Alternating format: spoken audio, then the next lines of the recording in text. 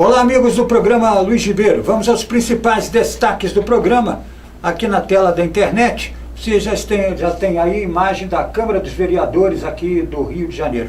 Câmara dos Vereadores, que houve uma ocupação, como você vê aí, manifestantes já dentro da Câmara dos Vereadores, tentando mexer na estrutura da CPI do ônibus. Essa foi a intenção. Aliás, esse protesto de ocupação da Câmara dos Vereadores vem do rastro dos protestos que nós acompanhamos no mês de junho.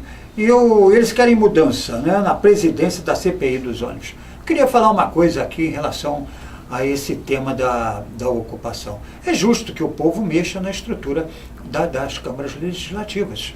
Não há nenhum questionamento em relação a isso. Porque durante muito tempo o povo andou ausente dos debates. Quem conhece política há mais tempo sabe perfeitamente que as galerias, num determinado período histórico, não só aqui da cidade do Rio de Janeiro, enquanto capital do Brasil, mas no pós, quando a fusão, inclusive, nós sempre tivemos manifestações populares na frente da Câmara dos Vereadores, que é um prédio histórico, mas principalmente nas galerias. O povo sempre acompanhou as votações, porque tem interesse nas votações. Isso que está acontecendo é a retomada do processo da democracia. Evidente, sempre fazendo aqui a análise que ninguém aqui é favorável à violência. Agora, a participação, a cobrança, principalmente se não concorda com o tema que está sendo proposto, é evidente que isso faz parte da democracia. E é o que está acontecendo não só aqui no Rio de Janeiro, mas em diversas casas legislativas. Em algumas onde o povo ficou afastado do processo. Esse processo é um processo, portanto, normal na democracia. A cobrança pelo exercício da cidadania. E lembrando que a Câmara dos Vereadores está bem perto do cidadão. Porque, em última análise, prezado espectador, nós vivemos nas cidades. A figura federal, estadual, são figuras importantes, mas nós vivemos na cidade. E é bom que os vereadores tomem conhecimento disso e tragam e se comportem no sentido de trazer o debate e o povo para dentro das casas legislativas. O outro tema que eu queria tratar aqui, você já vê a imagem do trem de alta velocidade, muita gente chama de trem-bala, e tem uma discussão no Brasil sobre o trem-bala, é que um consórcio espanhol, ele tem interesse em participar do leilão do trem de alta velocidade.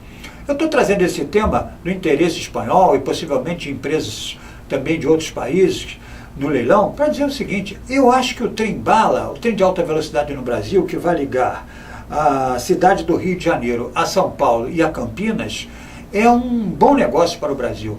Porque nós devemos tomar aquilo que já deu certo no país. Por exemplo, o assunto ferrovia, que é o caso agora aqui de alta velocidade. Você constrói uma ferrovia, a ferrovia fica aí durante muitos anos.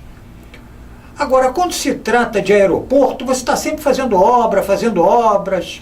O Brasil deve investir naquilo que dá certo.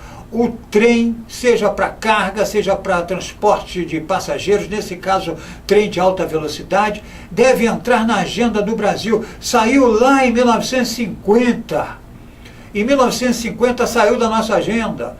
Prioridade para o automóvel, foi quase que uma exigência que nós cedemos à pressão do capital. O resultado, quanto que o país perdeu, tirando o trem da agenda, tirando o trem como prioridade. Agora está na hora de retomar isso aí.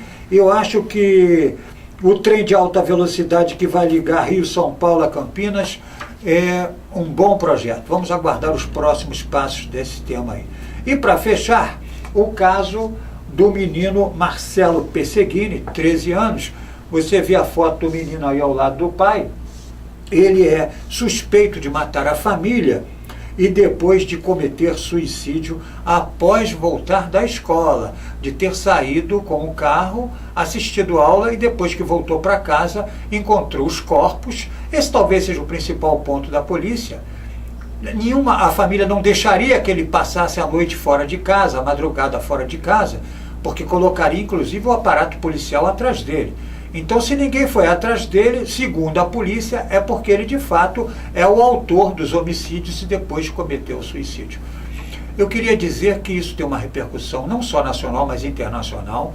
Os sites estão reproduzindo essa história, porque é uma história que chama a atenção de todo mundo, porque envolve uma criança que está agora entrando na adolescência.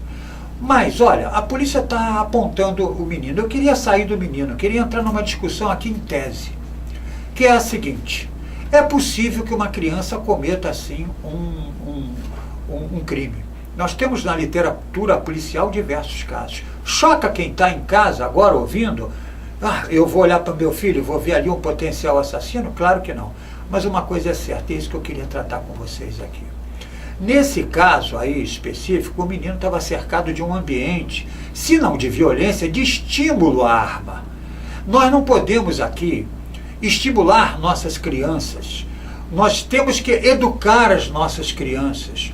Portanto, se tem um traço na personalidade de uma criança que nós já percebemos, um traço que ele não é muito assim, digamos, de elogio, nós, na condição de pais, nós temos um tempo, até que ele se torne adolescente e depois na fase adulto, um tempo para educar essa criança.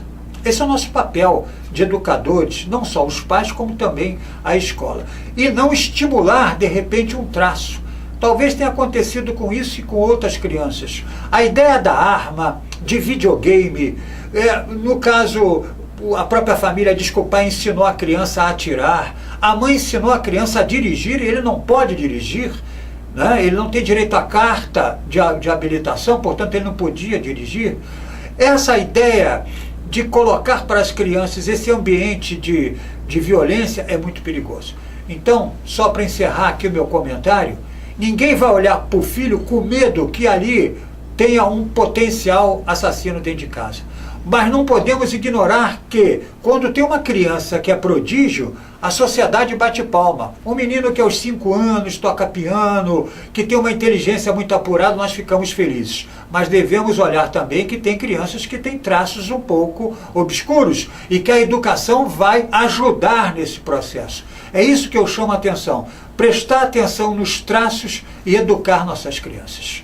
A gente se vê sempre aqui na tela da internet. Um forte abraço. Barbosa, aumenta o som aí. Nossa amizade só da Tupi, amiga de todas as horas, da dona de casa, Tupi, eu ouço aqui. de dia, de tarde, de noite. Tupi Morena, eu ouço aqui. Toca pra Inhaúma. Sem congestionamentos. Tupi, O trânsito flui eu ouço aqui. Tupi, patroa, eu ouço aqui. Tupi!